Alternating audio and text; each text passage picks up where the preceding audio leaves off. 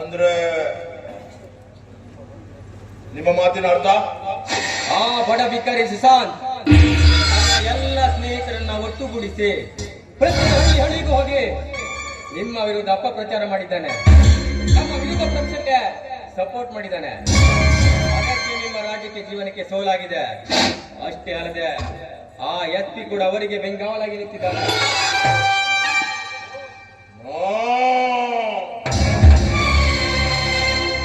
ಅದು ಖಂಡಿತ ಸಾಧ್ಯವಿಲ್ಲ. ಯಾಕೆಂದ್ರೆ ನನ್ನ ಮುಂದಿನ ರಾಜಕೀಯ ಜೀವನದಲ್ಲಿ ಸಿಎಂ ಆಗಬೇಕಂತ ಕನಸು ಕಂಡಿದ್ದೆ ನಾನು.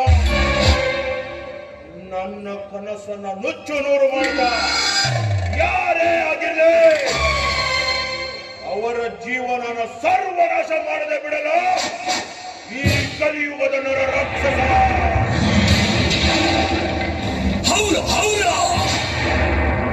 ಡ್ಯಾಡಿ, ಇದಕ್ಕೆ ನನ್ನ ಹತ್ರ ಒಂದು ಸೂಪರ್ ಪ್ಲಾನ್ ಇದೆ.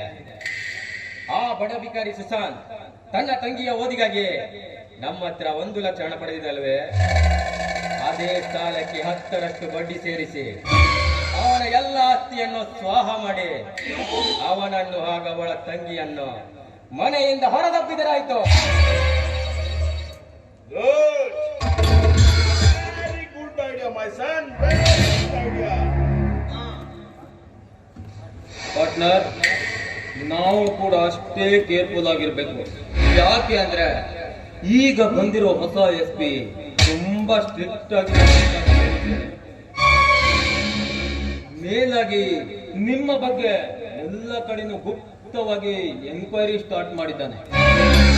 ನೋಡಿ, ಮುಂದೆ ಅವನು ನಮಗೆ ಶತ್ರು ಆದರೂ ಆಗಬಹುದು. ಅದಕ್ಕೆ ಮೊದಲು ಅವನನ್ನು ಹಾಗೂ ಅವರನ್ನ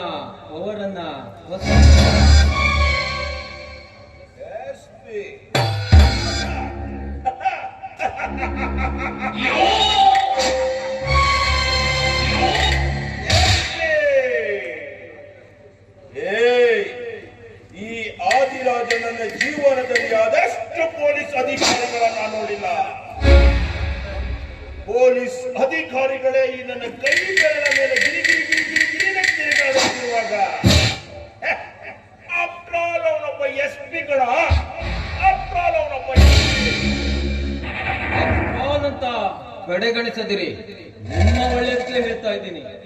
ಯಾಕೆ ಅಂದ್ರೆ ಅವನು ರಾಷ್ಟ್ರಪತಿಗಳಿಂದ ಗೋಲ್ಡ್ ಮೆಡಲ್ ಪಡೆದ ಶೂರ ಧೀರ IPS ಅಧಿಕಾರಿ. ಸುಶಾಂತ್ ನಿಮ್ಮ ರಾಜಕೀಯ ಜೀವನಕ್ಕೆ ಮುಳ್ಳಾದರೆ ಇವನು ನಿಮ್ಮ ಅಂಡರ್ ವರ್ಲ್ಡ್ ಅನ್ನೇ ಬಿ ಕೇರ್ಫುಲ್.